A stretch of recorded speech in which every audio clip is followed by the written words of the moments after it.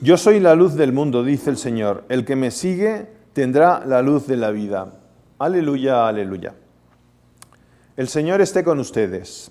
Lectura del Santo Evangelio según San Mateo. Gloria a ti, Señor. En aquel tiempo Jesús dijo a sus discípulos: No den a los perros las cosas santas ni echen sus perlas a los cerdos, no sea que las pisoteen y después se vuelvan contra ustedes y los despedacen. Traten a los demás como quieren que ellos los traten a ustedes. En esto se resume la ley y los profetas. Entren por la puerta estrecha, porque ancha es la puerta y amplio el camino que conduce a la perdición, y son muchos los que entran por él. Pero qué estrecha es la puerta y qué angosto el camino que conduce a la vida, y qué pocos son los que lo encuentran. Palabra del Señor. Gloria a ti, Señor Jesús. Hoy estamos en un Evangelio, capítulo 7 del Evangelio de San Mateo, que, como hemos ido contemplando en estos días, está dentro del Sermón de la Montaña. Y aquí nuestro Señor Jesucristo nos está dando otra característica que nosotros hemos de ir asimilando en nuestra vida cristiana. Y son dos elementos que creo que podemos tener en cuenta. Primero, hay una frase que dice: traten a los demás como quieren que ellos los traten a ustedes. En esto se resume la ley y los profetas. Una ley, un paradigma, un criterio de vida que después el Señor en su oración sacerdotal, San Juan, esos capítulos del 13 al 17, nos ampliará, nos dará un paso adelante. Nos dirá que no tratemos a los demás como a mí me gustaría que me trataran. Nos pone un pasito más adelante, un pasote. Es que tratemos a los demás como Jesús les trata. Amemos a los demás con el corazón de Jesús. Dios nuestro Señor no quiere de nosotros mediocridades. Dios nuestro Señor no quiere de nosotros lo mínimo. El amor exige todo. Si no das todo en el amor, no es amor. Y ese criterio nosotros lo tenemos que llevar a todos nuestros ámbitos. Hay un ámbito que es muy claro, ¿no? Hay muchas personas que dicen: ¿cuál es el primer mandamiento de la ley de Dios? El primer mandamiento de la ley de Dios, el que uno quiere escuchar, es: amarás a Dios sobre todas las cosas. Pero para otros, ese es el de boquita para afuera. El de boquita para adentro, el del corazón, es: amarás a tu familia sobre todas las cosas. Y tu familia es el primer mandamiento. Y tu familia es el top. Dios está en segundo lugar.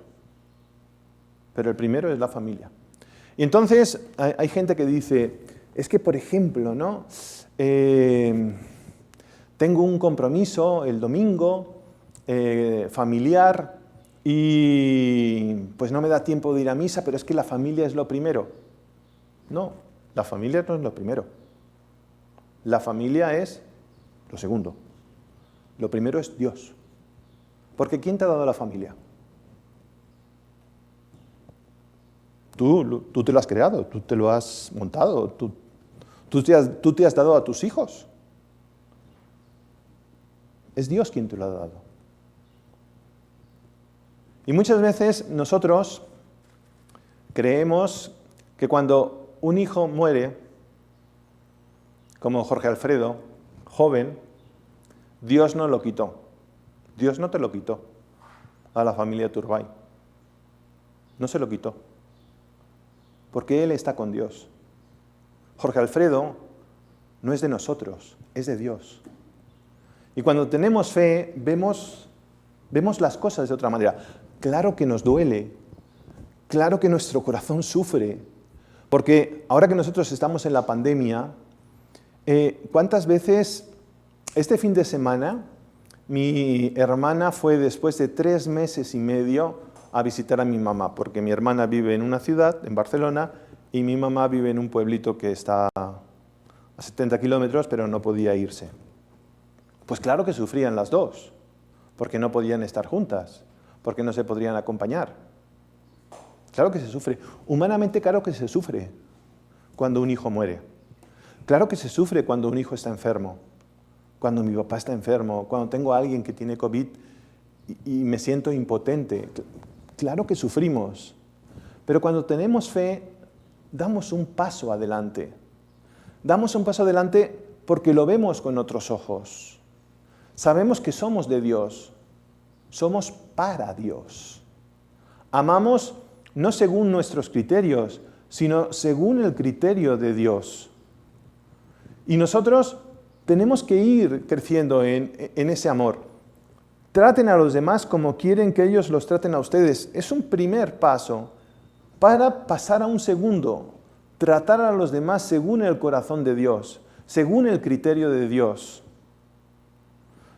Y yo creo que cuando nosotros nos entregamos a los demás, cuando nosotros nos damos a los demás, nos vamos muriendo. Miren las mamás, las mujeres. Hoy el criterio de belleza es bien exigente, es tope. Es decir, tienes que tener unos niveles, pero top, top, top. ¿Y cuántas mujeres simplemente por ese criterio top, top, top dejan de tener hijos? Porque el tener hijos es un poco morir. ¿Qué es lo que realmente te hace feliz? ¿Qué es lo que...? Esa es la pregunta. ¿Qué es lo que nos hace felices? Una mujer, pues a la mayoría, su gran ilusión es tener hijos. ¿Y cuando te consagras? No vas a tener hijos biológicos. Tenemos hijos espirituales, pero no biológicos. ¿Y eso nos hace menos felices? Yo creo que no. Si le preguntara a la consagrada que tengo enfrente, ¿qué me diría? Que está feliz. Si le preguntaran al consagrado que están viendo ustedes, ¿qué les respondería? Que soy feliz.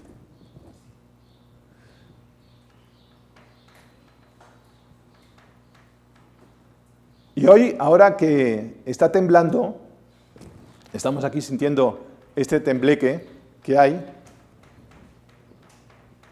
Salgan, salgan.